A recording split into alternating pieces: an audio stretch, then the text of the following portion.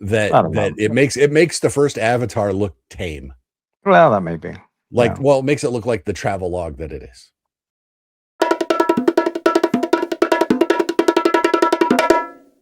Hey everyone, welcome back to the Visually Stunning Movie Podcast. I'm Mark. That's Ryan. Hi Ryan.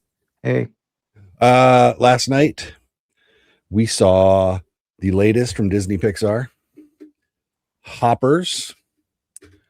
Here's the funny bit on this one before we start. It is Disney Pixar. Couple months ago, that corner of criticism on the internet was going off on this because Disney once again. See, I'm going to use my that corner of the internet voice. Disney once again is trying to corrupt your children, and they're making a movie about they're encouraging your child to be a furry. Wow. Yeah, okay. I know, right? Okay. No, that is actually not what this is about. B, they may be trying to radicalize your child with this movie, but if it is, if they are, it is literally that they're trying to radicalize them for the environment. Yeah. This is so over the toply,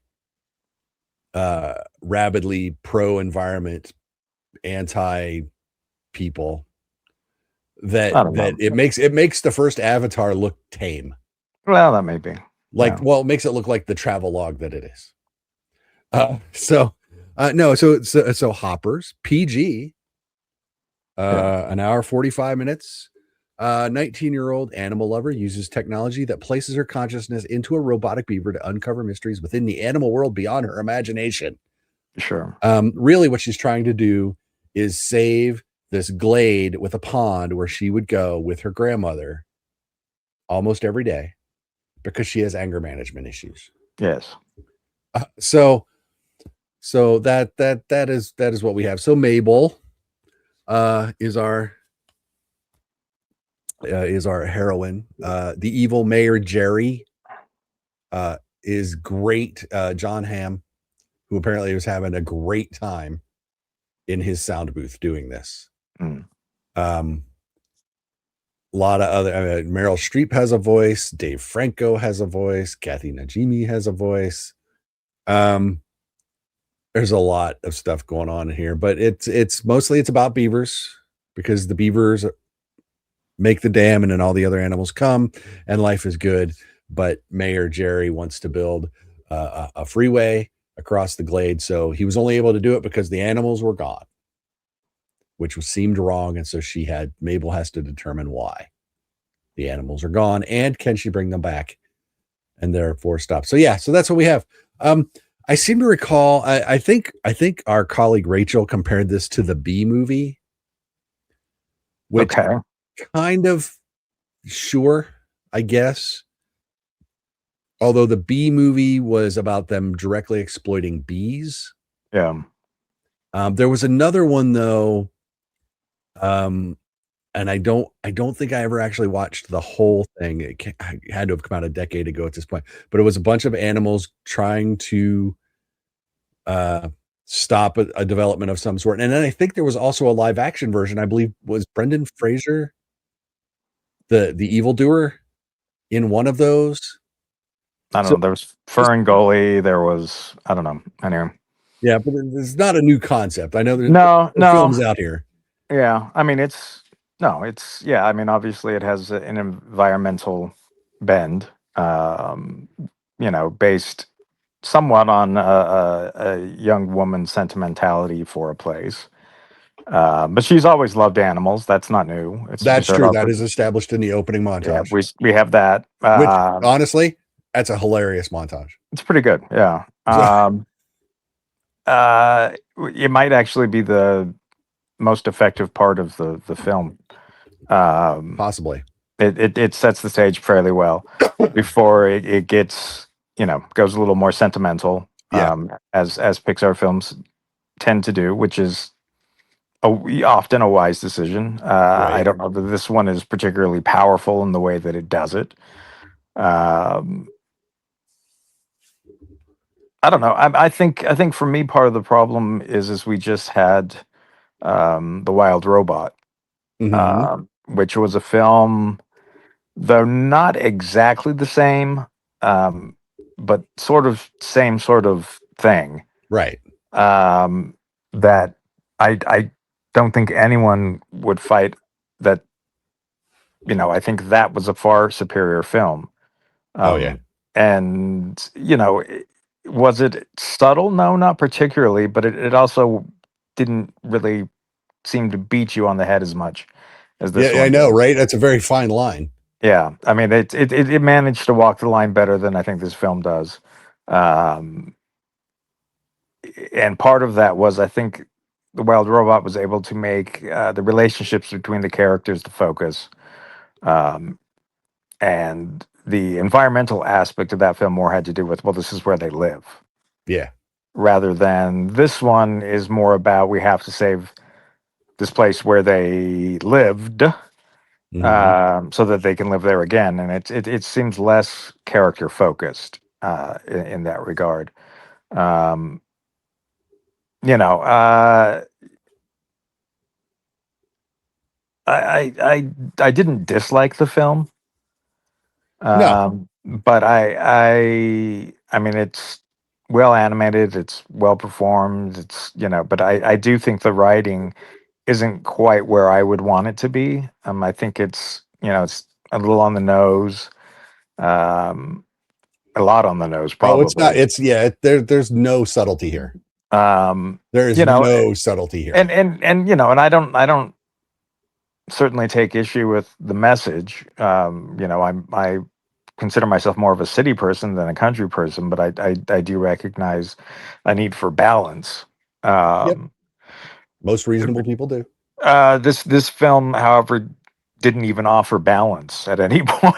No. It was all tilted. And actually, in a way, I would say I do support an environmentalist sort of point of view, because I do think that there is room for humanity and our technology and for nature, and we just have to figure out how to find that balance and whatnot. Yep. But yeah, I mean, I thought the film was okay. I wish that I could say I felt more strongly about it, and I think that in a lot of ways, the little teaser that we got at the end of Elio, and some of the early, I haven't seen really the current trailers, but there was a more of a comedy, and we got it at the very end of the animals using technology to communicate with um, people. Yeah. And that it's not really part of the film. I mean, it kind of becomes part of the film, but in a different way, in a not so cute and funny way, kind of. Oh, I don't know. Just not as clever, I suppose. Right. Um, so I was kind of sad that the film wasn't more clever like that. I had seen a little bit about, oh, this is just like Avatar. No, this is nothing like Avatar. Well, It's exactly like it Avatar. is exactly like Avatar. This is Um, Avatar. This is Avatar for kids. yes, and um, I don't know that I was overly interested in seeing that particular film. No. Um, Well, I've I made my thoughts on Avatar abundantly clear. So well, yeah, sure. I this just I don't know. I mean, I felt like I think it boils down to, I don't know that the relationships were quite where they needed to be between the characters. Um, you get moments that are pretty solid, um, but yeah, I don't know for me. I don't know if the relationships are where they needed to be. That no. there's the emotional weight of those relationships. Well, Uh, they told you and showed you how important those relationships were, but yeah, a lot of them it was just because they needed to. yeah, So I didn't feel as connected to any of the characters, whether animal or person, as much as I would have liked to. Um, and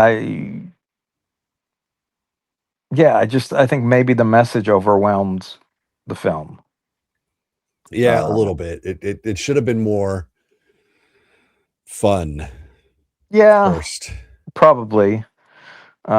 But if the message is if you if you pie chart your movie and message is more than 50%, that's part of the that's a problem. The other problem, it's weird. So the movie is long for an animated movie. At least an hour and 45 Ish, minutes. ish. Yeah, Um, there are times when it is really slow and things drag on, and then there are times where things are just rushed. yeah, So the pacing is a little wonkified, um, and not in that good Chocolate Factory kind of way. yeah. I mean, Uh, and I think that there was a part of me that wonders if Pixar has strayed from their old formula of you know mapping out the entire film, making a really rough version. It just feels like the quality control again has slipped a little bit. right. Oh, how do we know how long this one's been in development?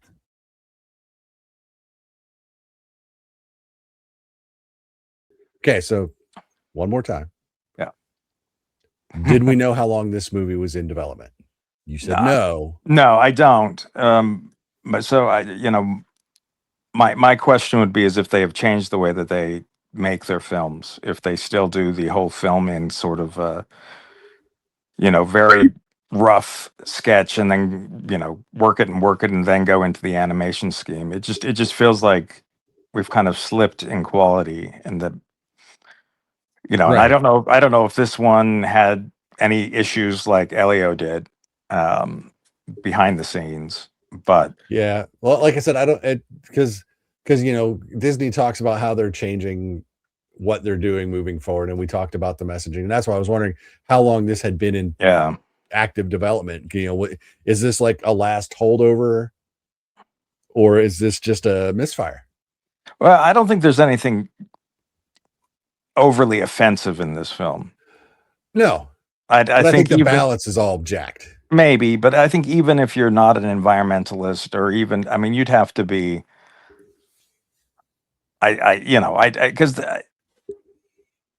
again, I think that there's a need for balance, and I think the political aspects of this film, the way that the politicians act in this film, is not un, unreasonable. In the sense that they are, them themselves are probably unreasonable and Right. badly behaved, but I don't think that it's so outlandish that we can't see some of our own politicians, doing similar things. Yeah. I don't know. I just felt like it. Again, I don't mind message movies, but the message has to be incorporated, I think, in the story, and I think where this film lacks for me is in the characters. Yeah, and Um, and that's he, and critical to your message. and even in Mabel herself, I don't feel like, yes, the opening scene helped. Mhm. Um, but I think we need to, if she's going to be really our only person in the film Right. that has any sort of substantial presence out, well, if it's her and it's the mayor, the mayor can, because the mayor is the antagonist, it doesn't need to be, I suppose, as well crafted, but your lead needs to. If we're, I just needed more. Yeah. I needed to care for her more than I did. Yeah, and that's the problem. So like I say, it is not top shelf Pixar. We'll hopefully get that with Toy Story 5. Hopefully. But man, fifth trip to that well. But I think we've said that the last couple, and Yeah, I mean, they keep if if they keep making stuff that's good, I don't care. right. Um, That's the so key.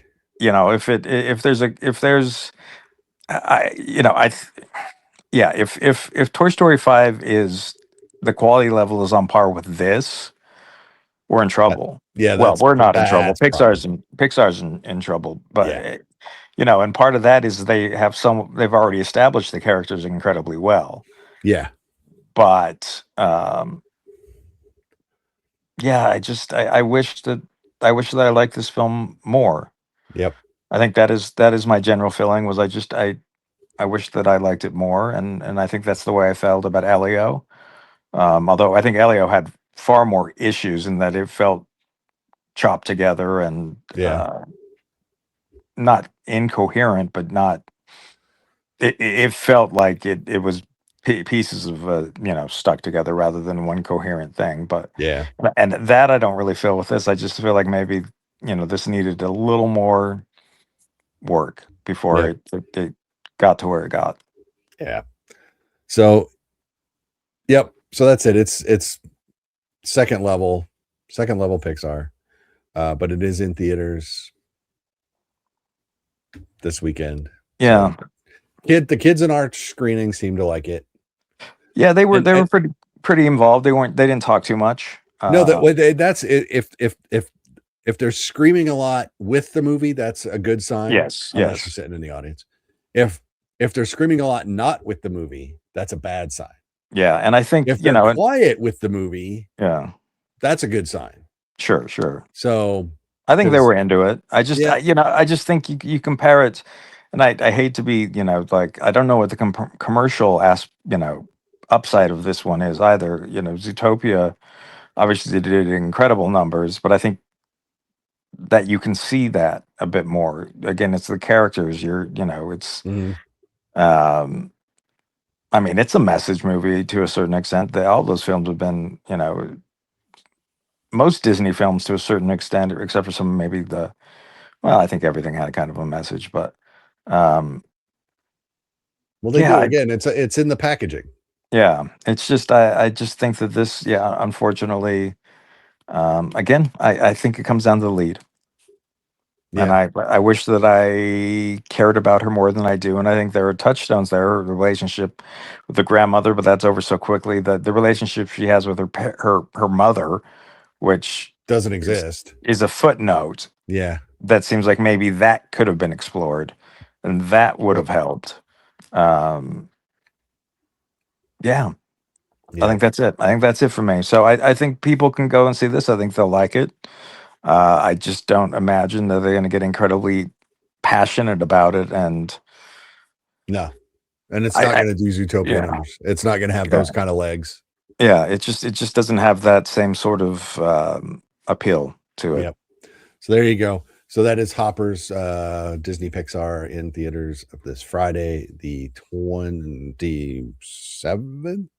Yes. 5, 6, 7th. Yep, there you go. Wow, we're almost at the end of February. Yeah. Who'd have thunk it? Um, hey everyone, Mark's back. Guess what? I was wrong. This movie does not open this Friday, February 27th. It opens on March 6th. Yes. Take that. I'm even going to leave this on here because frankly, I was dumb. But yes, March 6th, Hoppers. There you go. Don't forget to like us, follow us on social media. Go to the website, vsmoviepodcast.com. You get links to all of our written stuff. And if you're watching this on YouTube, please click subscribe. That would be lovely. And let us know how we're doing.